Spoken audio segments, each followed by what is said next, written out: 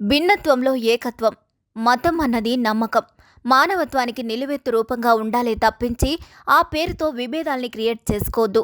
ఒకరి సాంప్రదాయాన్ని మరొకరు గౌరవించుకోవడం, అందరూ కలిసిమెలిసి పండుగల్ని చేసుకోవడంలో ఉండే సంతోషం మరెందులోనూ ఉండదు.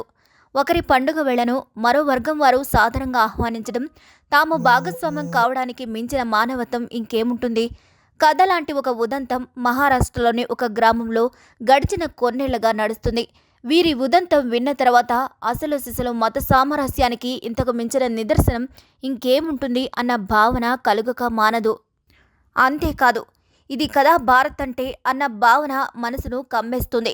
ఇంతకు విషయం ఏంటంటే, వినాయక చవితి సందర్భంగా ఏర్పాటు చేసే వినాయక మండపానికి వేదికగా మారిందో మసీదు. అవును, మీరు విన్నది నిజమే. ఇంతకు ఇదెక్కడా? అదెలా సాధ్యం?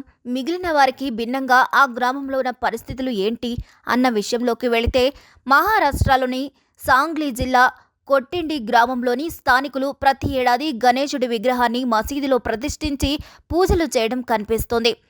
ఇలా ఎలా అన్న ప్రశ్నకు సమాధానం తెలుసుకోవాలంటే 45 సంవత్సరాల వెనక్కి వెళ్లాల్సి ఉంటుంది. అప్పట్లో భారీ వర్షం కారణంగా ఓ గణపతి విగ్రహం తడిచిపోతుంటే దాన్ని స్థానిక ముస్లింల చొరవతో మసీదులోకి మార్చారు. అప్పట్నుంచి ప్రతి ఏడాది మసీదులోనే వినాయక విగ్రహాన్ని ప్రతిష్ఠించి గ్రామస్తులు ఉత్సవాల్ని నిర్వహిస్తున్నారు. ఆసక్తికరంగా గణేష్ నవరాత్రుల్ని హిందూ, ముస్లింలు ఉమ్మడిగా పాల్గొంటూ ఈ ఊరి స్పెషల్. ఇక వీరి ఐకమత్యానికి కాల పరీక్ష కూడా ఎదురైంది. అదేమంటే, ఒకసారి వినాయక చవితి, బక్రీదు ఒకేసారి వచ్చింది.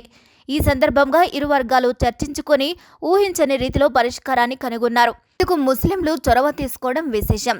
వినాయక చవితి, బక్రీదు ఒకే రోజు వచ్చిన రోజు ముస్లింలు నమాజ్ మాత్రమే చేసి కుర్బానికి దూరంగా ఉండడం గమనార్థం. ఇలా వినాయక చవితిని మసీదులో ఘనంగా నిర్వహించుకోవడం అరుదైన అంశమే కాదు, మత సామరస్యానికి ఇదో స్ఫూర్తిగా చెప్పక తప్పదు. మరి ఈ వీడియోపై మీరేమనుకుంటున్నారో కామెంట్ చేయండి. మరిన్ని వీడియోస్ కోసం మా ఛానల్ని లైక్ చేయండి, షేర్ చేయండి, సబ్స్క్రైబ్ చేయండి.